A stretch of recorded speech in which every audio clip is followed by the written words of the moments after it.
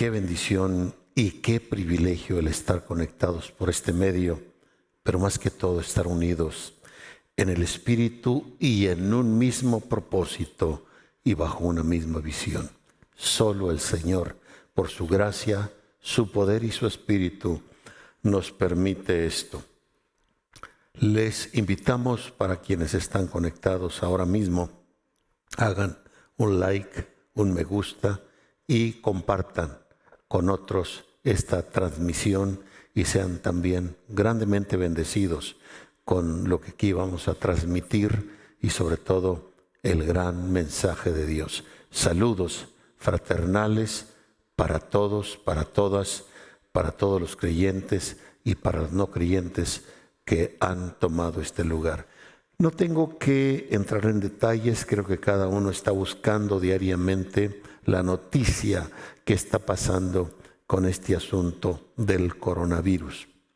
Y según el reporte que consideramos más fidedigno, hay 13.678 ya infectados en los Estados Unidos y casi 242.000, 242.721 en el mundo, y fallecidos ya en los Estados Unidos hay 200 personas a causa del coronavirus. En el mundo ya van cerca de 10.000 personas que han fallecido, 9.869. Nosotros, sin embargo, estamos en la gracia y en la confianza del Señor. Quisiera compartirles algo que sin duda nos inspirará, nos motivará en gran manera. Si tuviera que ponerle un título a esta reflexión, le pondría más allá de cualquier cosa. Más allá de cualquier cosa. Parto de Isaías 43:7, que dice: todos los llamados de mi nombre para gloria mía los he creado, los he formado, los he hecho. Crear, formar y hacer. 3 actos divinos que Dios lleva a cabo para gloria de Él. Fui creado y usted fue creado, o fuimos creados de acuerdo a la Biblia, y ahorita le comparto un poco de ello, en lugares celestiales en Cristo. Fuimos formados aquí en la tierra y finalmente el resultado final, haber sido hechos. Fuimos entonces creados en lugares. La preposición en gramaticalmente denota en qué lugar. Fuimos creados en o dentro de Cristo. Por es distinto, también es una preposición gramaticalmente hablando, pero por indica el agente que nos creó, mientras que en indica nuestra posición. Ahora explico un poquito más, porque el tema es más allá de cualquier cosa. El Salmo 19:1 dice que los cielos cuentan la gloria de Dios y que la expansión o el firmamento anuncia la obra de sus manos. Estamos en un universo que su arquitecto lo preconcibió, lo decretó, y el universo vino a existir y las cosas creadas lo disfrutan por el privilegio de haber sido creadas. Pero veamos un poco sobre el privilegio de la existencia. Todo fue creado por Él. El universo, los ángeles, todo fue creado por Él. Él es el agente, pero nosotros fuimos creados en Él. ¡Qué bendición! Va más allá del por. El en indica en Cristo. Ahora sabemos que lo que movió a Dios a dar el privilegio de la existencia a las cosas creadas fue su amor, de donde brota la gracia que además de la gracia no creó nada más por crear, aunque lo haya hecho por gracia, creó bajo propósito. Entonces, las cosas creadas son cosas externas a Dios, son cosas externas a Él, externas al Creador. El Creador está por detrás o por encima o infinitamente más allá a lo creado, aunque el universo sea tan vasto y parece infinito. Él va mucho más allá entonces de lo creado. Sin embargo, nosotros fuimos creados en Él. Fuimos hechos a su imagen y a su semejanza. Fuimos hechos participando de la naturaleza divina. Y es ahí, iré a un pasaje muy conocido de Efesios 2, 8 al 10 que dice: porque por gracia sois salvos por medio de la fe, y esto no de vosotros, pues es don de Dios. Quiero entonces, como el tema es mucho más allá, note la gracia extendida para salvarnos por medio de la fe como un don de Dios, no por obras para que nadie se gloríe. Si yo digo tener alguna obra o hacer alguna obra con la finalidad de ser salvo, estoy equivocado. Entonces la gracia deja de ser gracia y vendría a ser una recompensa. Somos salvos por gracia, seremos recompensados por obras. Hay que entender y separar estas dos cosas, aunque de alguna manera van de la mano. El verso 10 dice: porque somos hechura suya, creados en Cristo.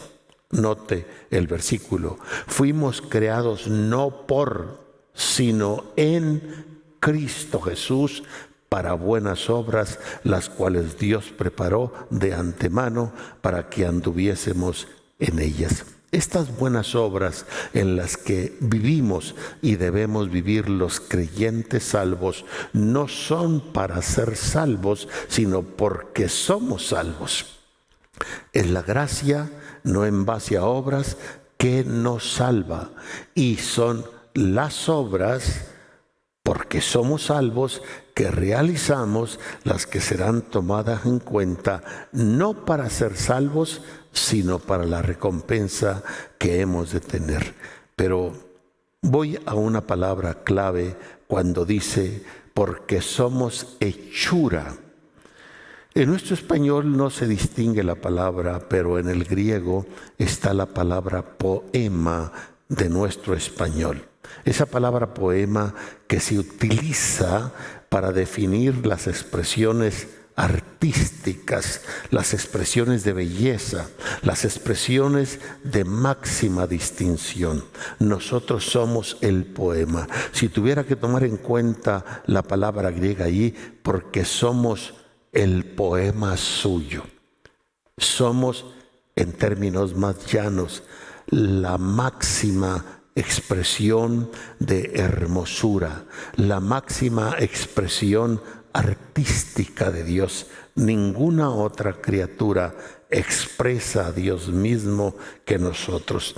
Ninguna otra criatura proyecta o refleja la imagen y la semejanza de Dios. Somos hechura suya, creados en Cristo. O sea, así como Cristo es la imagen y la semejanza de Dios, nosotros somos la imagen y la semejanza de Cristo, y por consecuencia somos la imagen y la semejanza de Dios mismo, y como resultado somos el poema de Dios. Somos la expresión más bella, más artística en el universo, porque proyectamos a Dios mismo. Por cierto, esta palabra poema solo está 2 veces en el Nuevo Testamento. Testamento. La otra vez que la encontramos es en Romanos 1:20, cuando dice: porque las cosas invisibles de Él, su eterna potencia y divinidad, se echan de ver desde la creación del mundo, siendo entendida por medio de las cosas hechas, de modo que no tienen excusa. Y otra vez la palabra hechas aquí está hablándose de poema. Parafraseado esto de manera sencilla para que me entienda, y partiendo de esta base, porque el tema más allá de cualquier cosa. Entonces, las cosas invisibles de Dios, todo lo creado, llámense universos, llámense galaxias, todo lo creado, la Biblia le llama aquí el poema de Dios. Pero también nos llama a nosotros, a los creyentes salvos, a la iglesia, el poema de Dios. Lo que yo deduciría es lo siguiente: toda la creación, los cielos cuentan, expresan la gloria de Dios, son el poema de Dios.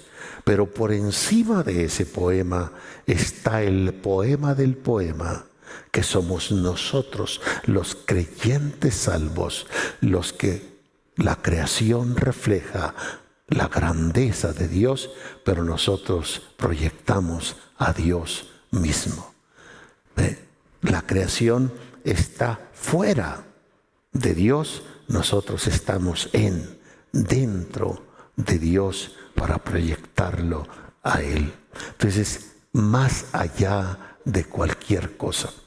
¿A dónde voy con todo esto? Voy a explicarle muchos detalles para que usted se dé cuenta de la identidad que usted posee, y que, por favor, un coronavirus ni nada puede quitar esa identidad y ese propósito de Dios. Efesios 1:3 dice: bendito el Dios y Padre de nuestro Señor Jesucristo, que nos bendijo. Algo del pasado. ¿Qué ocurrió en este pasado? Nos bendijo con toda bendición espiritual en lugares celestiales, otra vez la preposición, en Cristo. Entonces ya fuimos bendecidos. Diga conmigo: ya fui bendecido con toda bendición espiritual en Cristo, según nos escogió antes de la fundación del mundo. Antes que el mundo fuese hecho, antes que el mundo fuese fundado, Él nos conoció. Él nos creó en Cristo. Él nos bendijo con toda bendición espiritual en lugares celestiales. Y nos predestinó, nos dio un destino anticipado. Y esto lo hace, según el versículo 5, según el puro afecto de su voluntad. Por si alguien dijera: vaya, así que Dios hizo eso. Sí, señores, Dios hizo eso. Él nos creó en Él, con la naturaleza de Él, con la semejanza de Él, con la imagen de Él. Nos bendijo con toda bendición espiritual en Él, según el puro afecto de su voluntad, dicho en términos llanos, porque a Él le dio la gana. ¿Y quién va a decirle lo contrario? Y en esa creación, diseño, hay un propósito, nos da un destino anticipado para que seamos la alabanza de la gloria de su gracia. Predestinados, gloria a Dios, por gracia de Dios. Entonces, Él mismo pues nos creó. Nuestra creación fue en lugares celestiales. Él nos formó, nuestra formación entonces es en base a lo creado, es aquí en lugares terrenales. La formación la tomamos aquí en la tierra y enseguida, como dice Génesis 2:7, fuimos hechos. Hacer significa producir algo, o sea, se produjo un humano. ¿Cómo fue producido un humano? Que por cierto, cuando dice el texto, hagamos al hombre, yo creo que la traducción más precisa ahí pudiera haber sido, hagamos al humano. ¿Y cómo hizo Dios al humano? ¿Cómo lo hizo? Bueno, lo creó primeramente en lugares celestiales. Ahí creó su hombre interior. Luego lo forma aquí en la tierra en base a lo creado, y así el hombre es hecho. El humano que soy es el resultado, pues, del crear y formar y hacer de Dios. Luego, nuestro propósito, pues, se activa y se sustenta en el diseño que poseemos para caminar hacia ese destino anticipado o esa predestinación que Dios nos da. Y esa predestinación es que seamos restaurados y seamos vueltos a la imagen plena de su Hijo.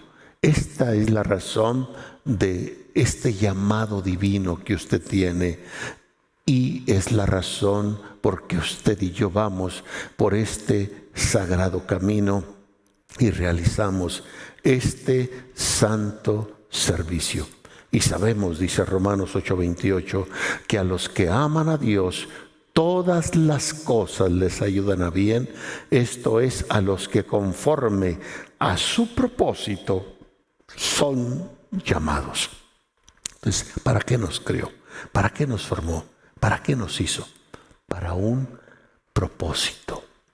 Porque a los que antes conoció, o sea, antes de la fundación del mundo, a estos también predestinó, o les da un destino anticipado para que sean hechos conforme a la imagen de su Hijo, para que Él sea el primogénito entre muchos hermanos. Y a los que predestinó, a estos también llamó. Nuestro llamado está basado en que fuimos predestinados. Nuestra predestinación está basada en que a Él le plació elegirnos para darnos el privilegio de la existencia mediante el proceso de haber sido creados, formados y hechos. Cuánta razón tenía el profeta Isaías al decir en el capítulo 43, verso 21, este pueblo es creado para mí, este pueblo mis alabanzas publicaré. Así que en todo momento y circunstancia, repito, en todo momento y circunstancia, nunca deberemos olvidar que se nos dio el privilegio de la existencia para un fin, para la alabanza de su gloria, para cumplir su sagrado propósito. Nos creó con propósito y por lo tanto, para cumplir este sagrado propósito, tuvo que habernos hecho bajo un diseño único que nadie más tiene. Usted es único, tiene un diseño único. Usted es única, tiene un diseño único. Somos tan distintos aún en nuestras huellas digitales, hasta vaya en el humor. Somos distintos hasta en el caminar. Dios nos creó con un diseño muy particular, y de acuerdo a ese diseño que cada uno poseemos, entonces tenemos una encomienda, tenemos algo que hacer. Y con toda razón el salmista dijo en el Salmo 138, verso 8, Dios cumplirá su propósito en mí. Diga conmigo, Dios cumplirá su propósito en mí. Cada uno de nosotros fuimos creados con un propósito y por eso cada uno tenemos un diseño. Tu misericordia, oh Dios, es para siempre. No desampares la obra de tus manos. Debido pues a esto que en breve hemos venido diciendo, Job lo dijo con mucha razón. En todo esto no pecó Job, dice Job 1:22, ni atribuyó a Dios despropósito alguno. O sea, siempre hay un propósito en las cosas, y los que amamos a Dios, todas las cosas nos ayudan a bien. Job había perdido sus bienes, pero había perdido sobre todo a su amada familia. Y con todo eso, Job no atribuyó despropósito a Dios. Por lo tanto, entonces, debemos pensar con seguridad que cada uno de nosotros somos mayores que nuestro propio futuro, porque nuestra vida existe y está destinada a vivir en el propósito de Dios. Y por lo tanto, debo pensar, y debe usted pensar con total y plena seguridad, que somos nosotros mayores que nuestro futuro, porque el futuro no fue, o yo no fui hecho, mejor dicho, por causa de mi futuro, sino más bien mi futuro fue hecho por causa de mí. Entonces, yo no dependo de mi futuro, más bien mi futuro depende de mí. Mi futuro, entonces, fue hecho por causa de mí. Yo no fui hecho por causa de mi futuro. Mi futuro fue diseñado, inclusive no por mí, fue diseñado por Dios y fue diseñado en lugares celestiales antes que yo viniera a este mundo. Acabamos de leer Romanos 8, 28 al 29, porque a los que antes conoció, también predestinó para que fuesen hechos conforme a la imagen de su Hijo. Entonces podemos decir con seguridad que aunque nuestro futuro está delante de nosotros, ese futuro depende de nosotros y no nosotros de nuestro futuro. Yo no dependo de mi futuro depende de mí. Y puedo decir con ello entonces que más que pensar que mi futuro está delante de mí, puedo decir que ese futuro yo lo llevo dentro de mí. Porque soy yo quien proyecta ese futuro, porque yo lo llevo dentro. Es parte de mi diseño en lugares celestiales en Cristo. Mi futuro entonces, su futuro, no se define por circunstancias, menos se va a definir por el coronavirus. Qué tristeza que un cristiano piensa como si su futuro está en las manos del coronavirus, o su futuro está en las manos, no importa que haya 20 metralletas en su cabeza apuntando, su futuro no depende de metralletas, su futuro depende de ese diseño divino que Dios predeterminó en usted. Mi futuro ya está definido, ya fue dicho por el que me creó, por el que me formó, por el que me hizo.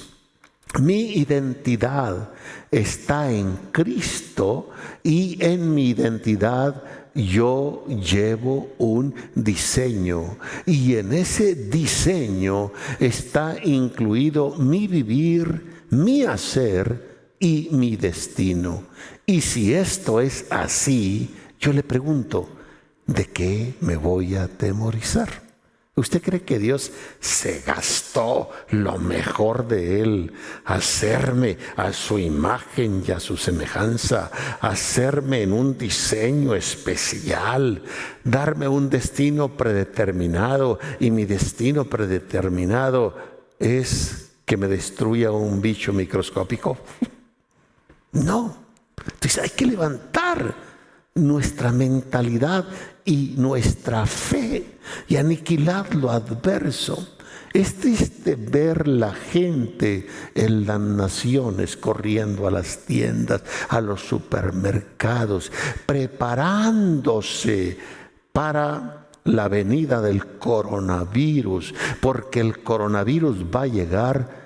Pero ¿por qué tenemos, al menos yo, 50 años y un poco más, gritándole al mundo por todos los medios: prepárate, Cristo viene?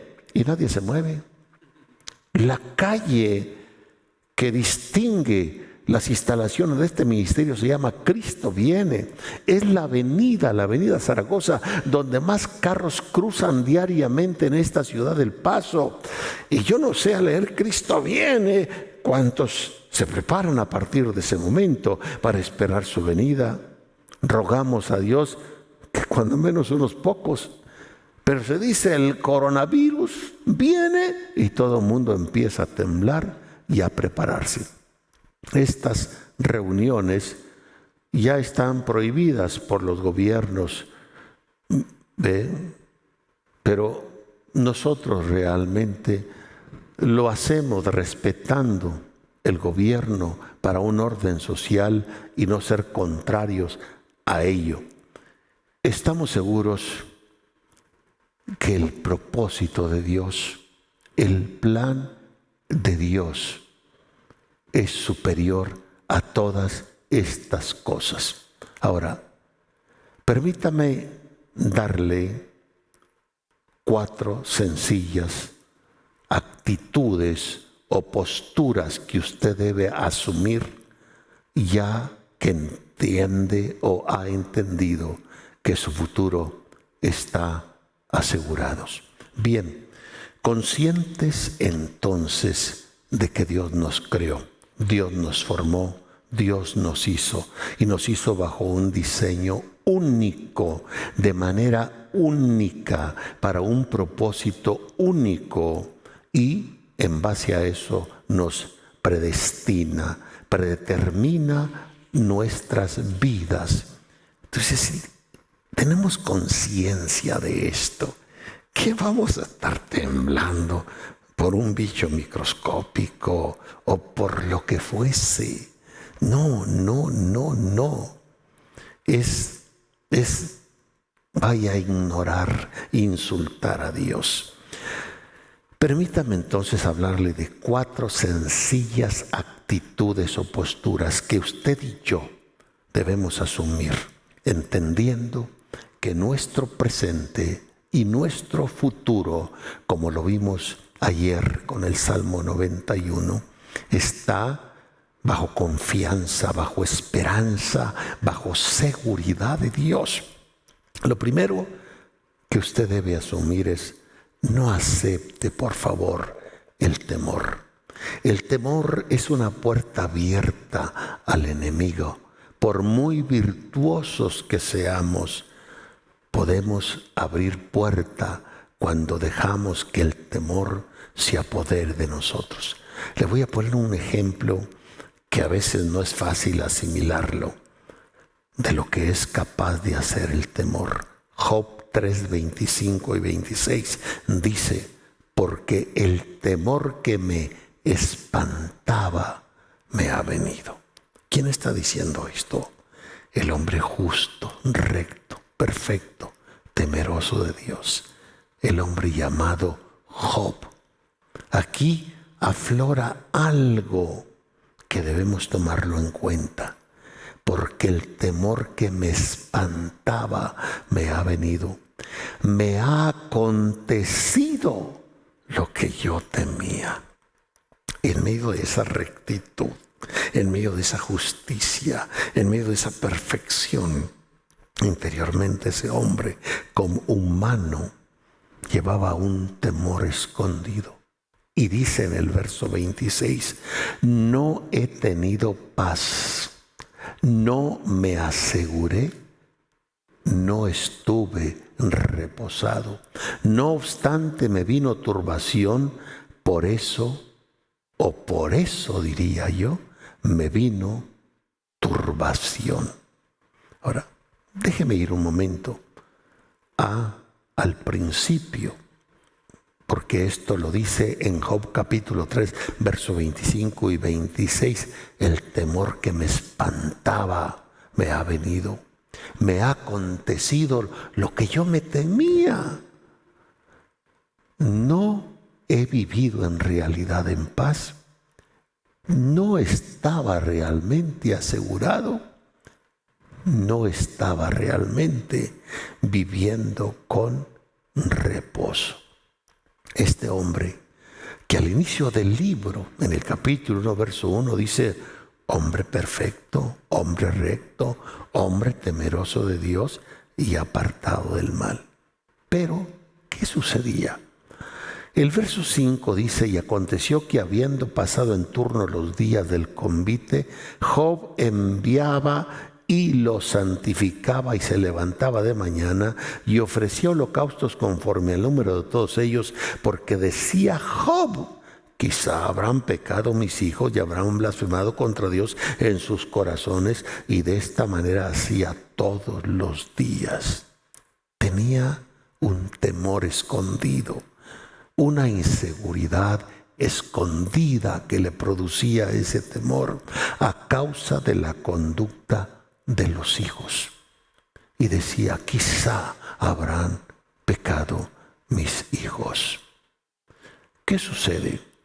Cuando nuestra vida es recta, es correcta delante de Dios, y cuando estamos alineados en la voluntad y en el propósito de Dios, y no hay puerta abierta, el enemigo no puede entrar aunque Dios le dé permiso. No puede. ¿Qué hace el enemigo si tiene un permiso de Dios en penetrarnos? El enemigo espera un momento, una fracción de segundo, espera un día que nosotros abramos puerta y le demos legalidad de penetración. Por eso el verso 13 dice: y un día, o sea, el enemigo esperó ese día del descuido del hombre recto, perfecto, temeroso de Dios o apartado del mal, pero más que de él, de la conducta de sus hijos. Aconteció ese día y un día aconteció que sus hijos y sus hijas comían y bebían vino en casa de su hermano el primogénito. Y allí entonces viene este desenlace. ¿Qué lo causa? Job dice: el temor que me espantaba. Entonces, no permita el temor. Por favor, tome la identidad que usted tiene. Piense en lo que usted es. Usted no está en este mundo como un accidente de la vida. Usted no es producto de una casualidad fortuita. Usted está aquí por una predeterminación de Dios, bajo propósito, bajo diseño de Dios. Usted no fue hecho por causa de un coronavirus. Usted no fue hecho por causa de un futuro. No, el futuro suyo es por causa suya. Y si es por causa mía, yo soy la imagen y la semejanza de Dios.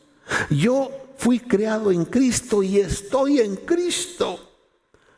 Entonces, si mi futuro es en base a quién soy yo y a mi diseño, mi futuro es glorioso. Yo se los digo con honestidad.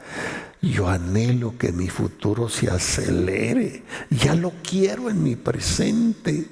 Yo jamás puedo ver de mi vida un futuro oscuro, opaco. No, es un futuro glorioso.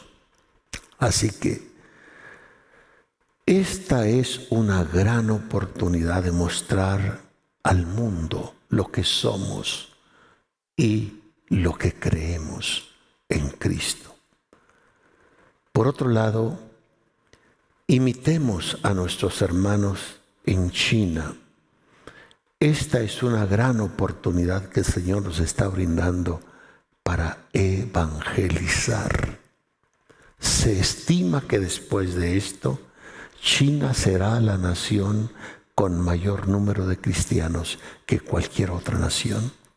No es posible que mientras el presidente de China esté escondido en un lugar donde nadie sabe, herméticamente guardado para que no le pegue el coronavirus, nuestros hermanos en Cristo recorren las calles de la ciudad más contaminada, llevando el Evangelio y hablando del amor de Jesucristo.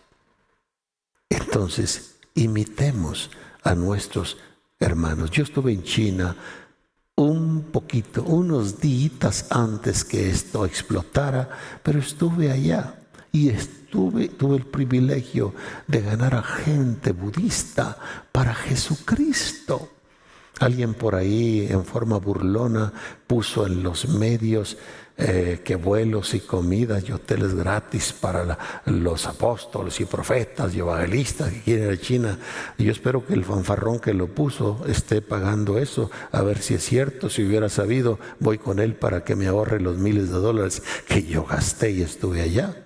Acabo de regresar hace 2 días de Etiopía, donde estaba reunido con 1 millón de creyentes y en ningún instante sentimos el más leve temor ni nos acordamos del famoso coronavirus. Mientras que el mundo se encierra para no infectarse del coronavirus, nosotros estábamos entre 1 millón de creyentes para infectarnos de Cristo. Entonces, no al temor. Imitemos a los hombres y mujeres valientes de Dios y hablemos de Jesucristo. Ahora, por otro lado, la angustia en la gente propicia el momento más oportuno para que crean en Dios y para que le crean a Dios. La angustia es tierra fértil y por eso es nuestra oportunidad. Oseas capítulo 5, verso 15 dice: andaré y volveré a mi lugar hasta que reconozcan su pecado y busquen mi rostro. En su angustia me van a buscar. En su angustia me buscarán. Y la palabra angustia aquí viene del hebreo tzetzar, que significa estrechura.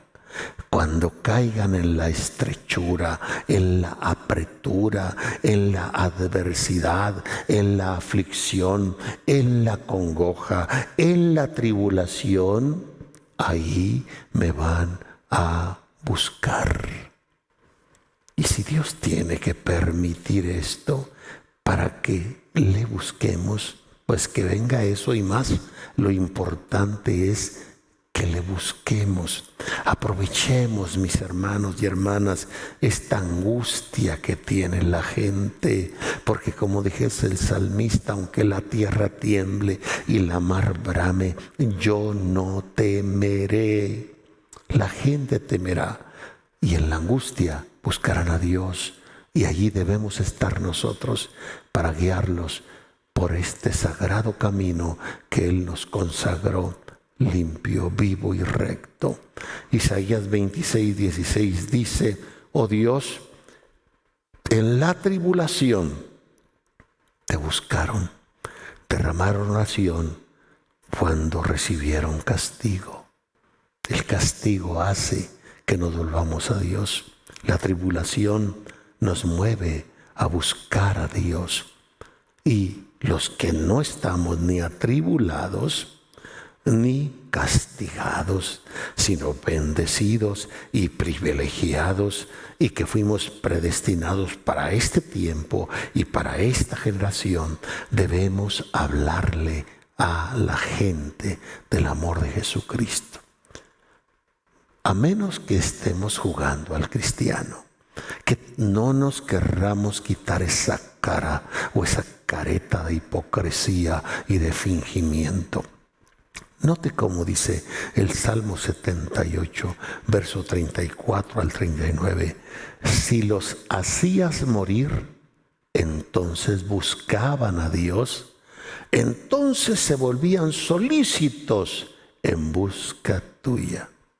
O sea, y se acordaban entonces que Dios era su refugio, el Dios Altísimo era su Redentor, pero luego le lisonjeaban con la boca y con su lengua le mentían, pues sus corazones no eran rectos con él y no estuvieron firmes en su pacto. ¿Cómo está su corazón? ¿Cómo está mi corazón? Como el de los israelitas en esta peregrinación por el desierto, que si se encontraban con la muerte, entonces buscaban a Dios, entonces se volvían solícitos en busca suya, entonces se acordaban de Dios como el refugio, se acordaban de Dios como el Redentor, pero pasaba el momento y solo los lisonjeaban con su boca y con su lengua le mentían. Su corazón no era recto. No estuvieron firmes en el pacto con Dios. Sin embargo, el misericordioso perdonaba la maldad, no los destruía y apartó de ellos muchas veces su ira y no despertó su enojo. Se acordaba Dios que eran carne, soplo de vida que va y no vuelve. Punto número 4. Recordemos que este es el inicio de la década de la evangelización, según el Señor nos lo dijo desde antes de empezar este año. Es el año y el inicio de la década de la multiplicación, donde habremos de crecer más que sumando mediante la multiplicación. Es el momento de que el pueblo de Dios debe proclamar que Cristo salva, sana, bautiza con el Espíritu Santo. Hechos 18, 9 y 10 dice: entonces el Señor dijo a Pablo en visión de noche: no temas, sino habla y no calles, porque yo estoy contigo, ninguno te podrá hacer frente, nadie podrá hacerte mal. Yo tengo mucha gente en esta ciudad. Mi hermano, mi hermana, que me estás mirando en otra ciudad, Dios tiene mucha gente en esa ciudad también. Déjeme cerrar con esto, hablarle un poco sobre el sello de Dios. Hay 5 versículos en la Biblia que refieren el sello de Dios. Y uno de ellos es Juan 6:27, segunda de Timoteo 2:19, Apocalipsis 6:9, Apocalipsis 7:2 y Apocalipsis 9:4. La palabra sello en el Nuevo Testamento proviene de una palabra griega que significa estampar o poner una marca con el fin de ya sea mantener algo en secreto y así proteger o preservar mediante el sello aquello. Es bueno saber que los hijos de Dios son sellados y en el sello implica que están seguros. En el sello implica que son sostenidos por medio del Señor y en medio de cualquier maldad en este mundo transitorio. El sello de Dios, ese sello que está en usted, ese sello que está en mí, no te tocará mal, ni plaga tocará tu morada, como sucedió a los israelitas en Egipto al pasar el ángel llevando plaga de mortandad. Quiero cerrar con una oración y finalmente terminaremos cerrando, leyendo todos el Salmo 91.